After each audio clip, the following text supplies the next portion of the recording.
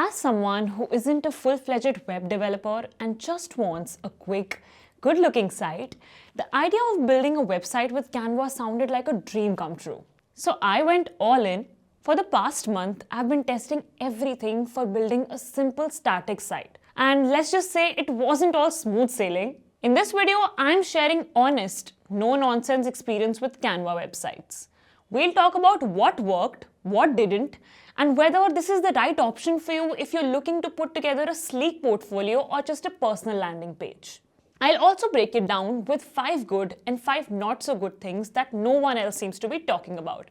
So let's get started. Before we start with the tutorial, let's look at things that impressed me quite a lot. First, it's incredibly beginner friendly. So anyone can throw together a sleek layout in minutes without any coding experience. Second, it offers an enormous library of templates, graphics, and fonts, letting you craft visually stunning pages fast.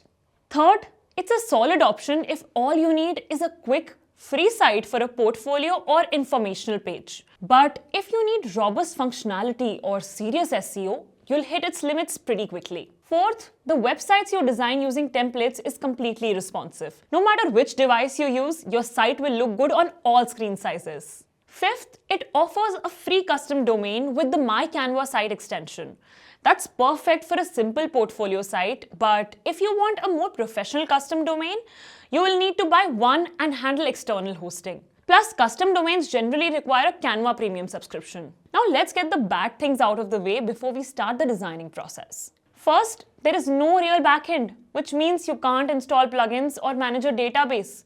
Everything is static. Second, e-commerce isn't truly possible unless you rely on external workarounds, as there's no built-in cart or product database. Third, the design approach is based on stacking page sections, so you can't easily place elements in between those sections.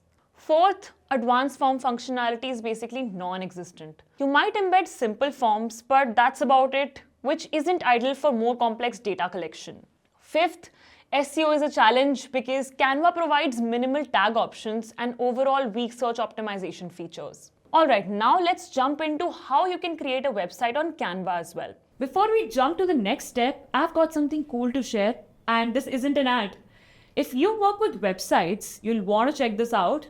We built a free speed plugin called Airlift. Just paste in your URL and it'll give you a 90+ page speed score in seconds. Just go to airlift.net and give it a try.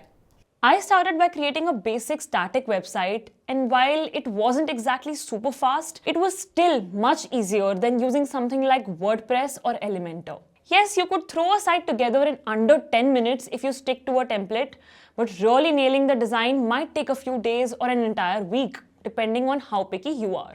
That said, Canva's superpower is definitely speed and convenience. It gives you a massive library of templates, icons, GIFs, stock images, and super intuitive editing tools. Compared to traditional website builders, it's a breeze. Now I'm about to walk you through how to create a neat layout in Canva. Something you can realistically finish under 10 minutes if you don't mind a simple and easy design. The first step is to head to canva.com and either log in or create a free account. Once you're on the main dashboard, look for the website option. Clicking that will bring up a library of templates tailored specifically for websites. If you're aiming for a portfolio or personal landing page, pick a template that suits your style. Don't worry if it's not perfect because you can swap out elements, colors, and images later. Once you choose a template, you'll see your site laid out as stacked sections. Start editing by clicking on any text box or image. You can upload your own images or use Canva's built-in photos, which is helpful if you don't have a big image library. Adjust fonts, colors, and layouts until it looks how you want. If you need more sections, scroll to the bottom or click the plus sign to add another one. Just remember that you can't place elements between these sections. If you try, they might get cropped or cut off. Canva stacks each section directly on top of the other, so there is no true in-between space. You can work around it by rearranging or merging elements, but fine-tuning your layout can be tricky. When you're ready to check out your progress, hit the preview button at the top right This lets you see how your site looks on different devices. If you notice anything weird on mobile, jump back to the editor and reposition or resize the elements. Canva does a decent job of making designs responsive, but it's always good to double check. Next, you might want to add a form or embed a video. If you just need a simple email description form, you can embed something like Google Form or Jotform link, though it'll redirect visitors away from your main page. If you're embedding a YouTube video, then click on Apps in the sidebar, pick YouTube, and drop your link. Keep in mind that everything in Canva is essentially static, so more complex interactions or dynamic updates aren't going to happen here. Once you're satisfied with your design, it's time to publish. Click Publish as Website in the top right corner. You'll get a pop-up asking if you want to use a free Canva domain or connect a custom domain.